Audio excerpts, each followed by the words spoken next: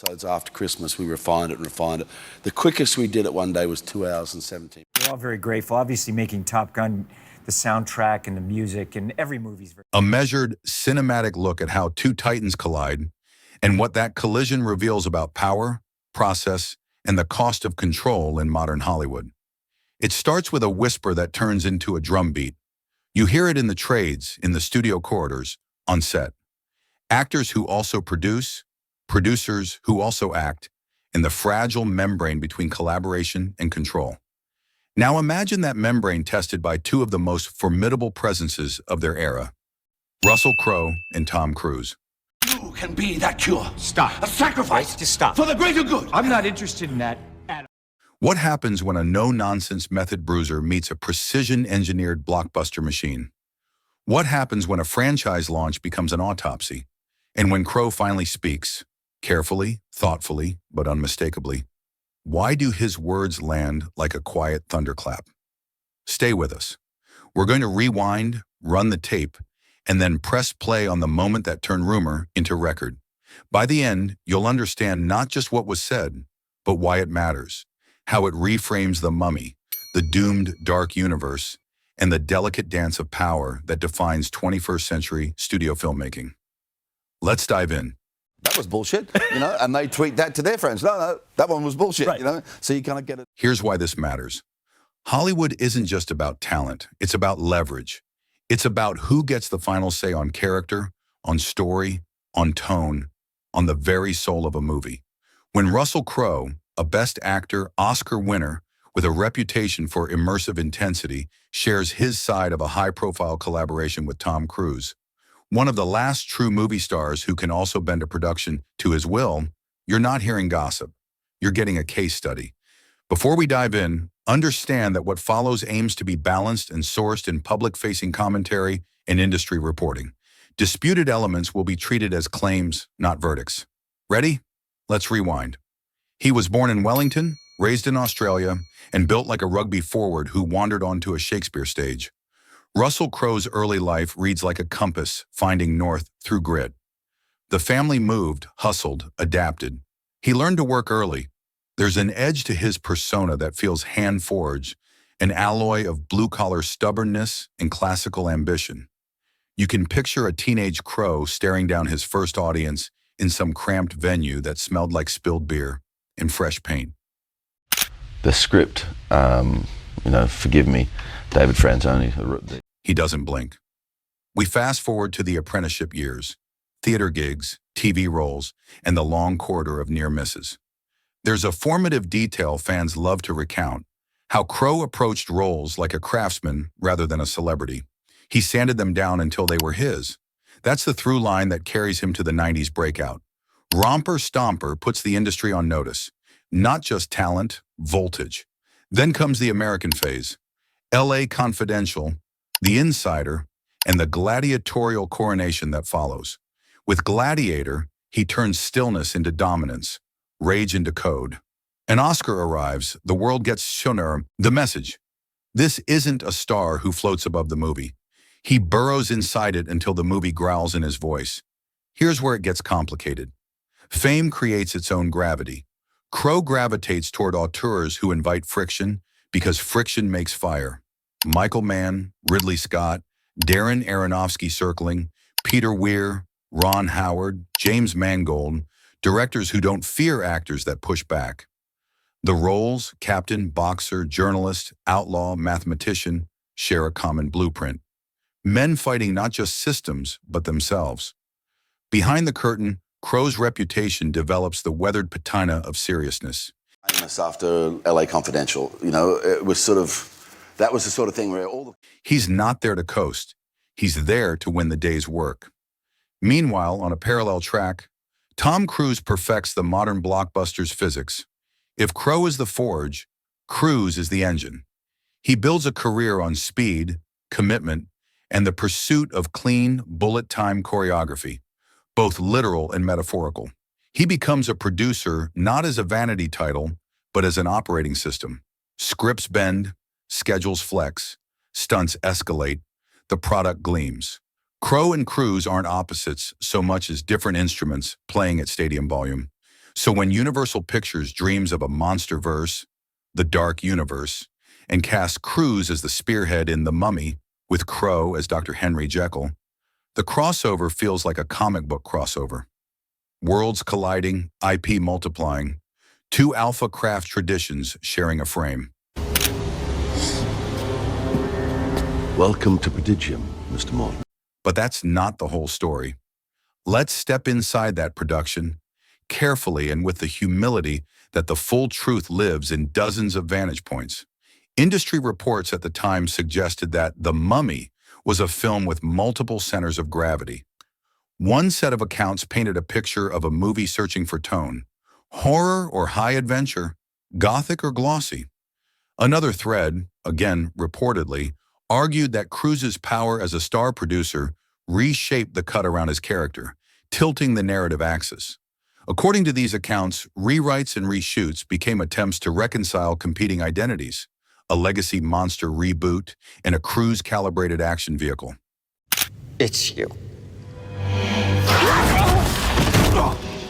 None of this is a scandal in isolation. Welcome to studio filmmaking. But add Crowe to the deck, an actor famous for guarding character integrity like it's oxygen, and you begin to see how a creative misalignment could escalate into something thornier. If you think that's the end, think again. Let's talk process. Crowe's process is tactile. He tries things, he throws out what feels false, and he protects what the character wouldn't surrender. Cruise's process, by most accounts, is surgical. He pre-visualizes sequences, reverse engineers tension, and orchestrates pacing with an almost athletic precision. These two approaches can complement each other, raw power meeting design, if the production has a single, coherent North Star. But if that North Star flickers between tones and mandates, the actors are left navigating by different constellations. That's when whispers start. Notes disagree, priorities clash, the footage doesn't harmonize. According to trade coverage and insider chatter at the time, Cruise's producer clout reportedly gave him extraordinary latitude on The Mummy, from script notes to editorial emphasis. He was quite fortunate. He himself was a physician.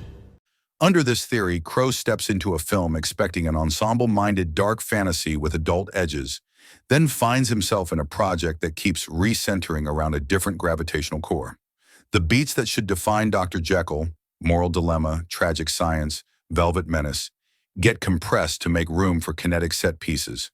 Crowe, being a professional, delivers what's asked. But the actor who draws fuel from authenticity might chafe, quietly, when the work starts feeling like ornament rather than architecture. Another plausible explanation is less about any one star and more about a franchise blueprint grafted onto a single story. Studios love universes. Audiences love good movies. Trying to plant 7 seeds in one pot can starve the roots. Under this theory, Crowe's Jekyll becomes a courier for future installments. Cruise's character gets bent toward a destiny that serves a larger mythology rather than the human logic of the scene in front of him. The result? Nobody's happy, least of all actors trained to chase the truth within the moment.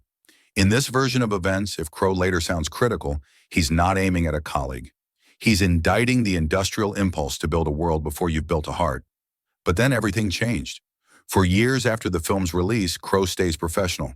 When asked, he tends to keep the temperature low, praising Cruise, noting challenges, moving on. Then recently, and framed in the cautious language of reflection rather than revenge, he reportedly lets the mask slip just enough to be heard. Prank called me today. But when I actually started talking to people who really knew him well, they go, In a sit-down conversation, the kind that tends to happen when actors are promoting new work and the press widens the aperture, Crowe is asked about franchise culture, about process, about what happens when the machine gets louder than the music, and this time, he doesn't dodge. He talks about the difference between collaboration and steering. He acknowledges that on certain productions, the priorities weren't always about the scene. He mentions, without naming names, the dissonance that occurs when you're building something to serve a plan rather than a character. The interviewer draws the line to The Mummy. Crowe doesn't yank the pencil away. What exactly does he say? According to write-ups of that exchange, it's not a diatribe. It's more surgical. He reportedly points to decisions made above the actor's eyeline. Really? that that's happened, and there's been no official announcement. So as far as I know, that's Choices that, in his view, compromise tone and clarity. He suggests that quiet horror got traded for volume, that character shading was drowned out by franchise signaling, and that the film never decided whether it wanted to scare you or sprint. He stops short of personal attack. He talks craft. He talks coherence. And if you read between the lines, the critique lands not just on a film, but on the blockbuster zeitgeist. And then silence. The kind that says the point has been made. Let's pause and feel the room. For Cruise loyalists, the reaction is predictable. Tom Cruise is Tom Cruise because he takes responsibility. He doesn't hang a movie on hope. He hangs it on discipline. They argue, fairly, that without that rigor, the modern theatrical experience loses its anchor. For Crowe partisans, the excitement is different. Finally, someone with equal gravitas articulates what many actors whisper. When franchise architecture becomes the boss, performance becomes the intern. Both sides claim the high ground. I would kind of work on different aerial sequences from Top Gun, and then, I fly jets. One invokes audience satisfaction at scale. The other invokes artistic integrity shot by shot. The internet does what the internet does. Amplifies, distorts, memes. Here's where it gets even more complicated. We should also consider the interpersonal reality beyond the discourse. By most public indications, Crowe and Cruise are not enemies. They are professionals who shared a battlefield that never became home turf. Set life, especially on tent poles, is triage. 12 to 14-hour days, second units, rewrites. The notion that two super intense performers might experience friction under those conditions isn't scandal. It's statistics. If anything, the rarity here isn't that Crowe finally spoke. It's that he did so with restraint. He criticized a process, not a person. He placed accountability in the foggy realm where stardom meets studio agendas. That isn't character assassination, it's systems critique.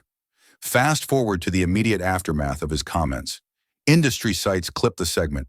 Headlines sharpen the phrasing, because headlines have their own gravity. The narrative becomes Crowe versus Cruise, even if what Crowe intended was actor versus machine. Colleagues text him variations of, "You said what needed to be said." Others urge caution. Don't let a sound bite erase 20 years of respect. What do you mean? Britney Spears. Publicly, Cruise remains silent. No subtweets, no rebuttal interviews. If anything, his work answers for him. The next Mission Impossible marketing emphasizes practical stunts, sweat equity, the creed of the last movie star doing last movie star things. Message received. Meanwhile, Universal's Dark Universe plans, announced with that now famous tableau of stars in black and white portraiture, exist today mostly as a cautionary tale. Other studios take note. If you want a universe, make a great first movie. If you want a brand, build a soul. Crowe's critique, placed against that timeline, reads less like shade and more like a postmortem. She's someone that I plan on getting married again. We tried to wire the rocket before we tested the engine. And when you do that, even the best pilots can't correct the trajectory mid-flight. But here's the twist. Crowe, in the same breath that he critiques, also concedes complicity. According to those summaries, he acknowledges that when you sign onto a giant machine, you're part of the machine. The actor's job is to advocate for truth, but also to deliver within limits. He isn't claiming moral purity. He's describing the cost, how it feels when the work leans away from the thing that makes you want to get up at 4 a.m. and do it again. That confession lands because it sounds like a man who has been the center of some movies and the furniture in others. He knows the difference. Let's widen the lens and talk legacy. Russell Crowe's career doesn't need The Mummy to define it. He's already written his name into the stone. Gladiator, The Insider, A Beautiful Mind, Cinderella Man, Master and Commander. He's at a phase where he can choose projects for the chase rather than the check.